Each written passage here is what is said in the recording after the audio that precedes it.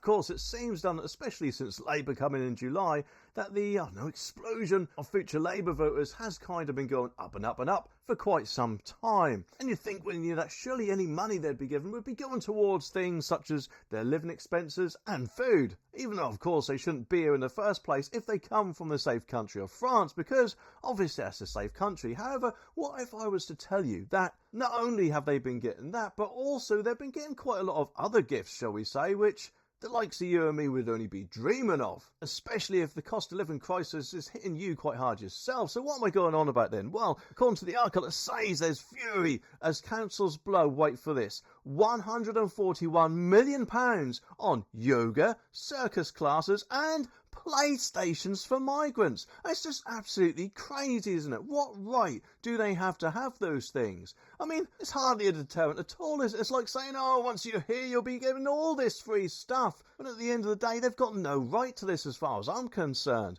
But according to this, it says asylum seekers have also been getting tickets to sports matches, and local authorities have forked out £141 million since 2022 on activities for asylum seekers despite pressure on public finances. It just makes you wonder, doesn't it, what possible excuse could they have for this? No doubt it's because they're offended in some sort of way. Because it seems, doesn't it, quite a lot of times lefty people just whinge on Twitter, X, and then they do tend to get what they want from time to time, eh?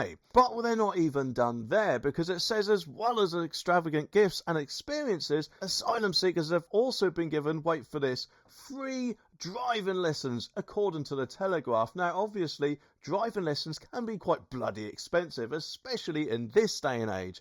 And no wonder why there's a backlog in tests, because I guess quite a lot of them are probably, let's just say, booked up for one reason or another. And that's according to the Telegraph. And Reform UK MP Rupert Lowe, who's my local MP, savaged the councils for the outlay. He said it's pure insanity. What message does this send to the millions looking to make the journey? No computer games, driving lessons, phones, laptops or whatever else. They should receive a one-way plane ticket. And I think that should be back to the safe country of France, because remember, France is a safe country. And he also went on, he said, overall, the waste is simply staggering. How can the drain on the public purse be justified at a time when we are being asked to pay so much more?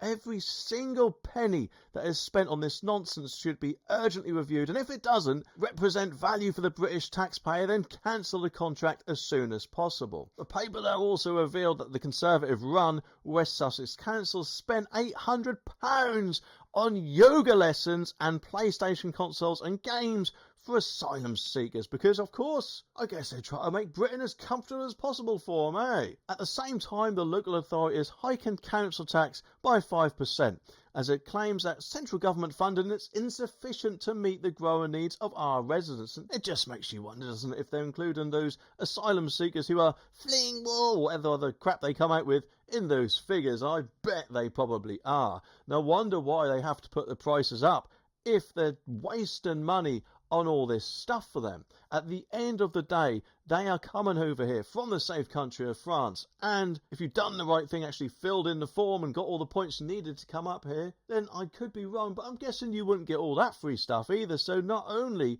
are they appearing to give all these illegal boot people this free stuff, but also it's kind of like they're rewarding them for breaking the law in the first place, isn't it, eh? But are they the only ones who are doing this? Well, no. Bristol Council has used the public money to take asylum seekers to watch Gloucestershire County Cricket Club, as well as Bristol City and Bristol Rovers football games. Meanwhile, though, Derbyshire Council, what do?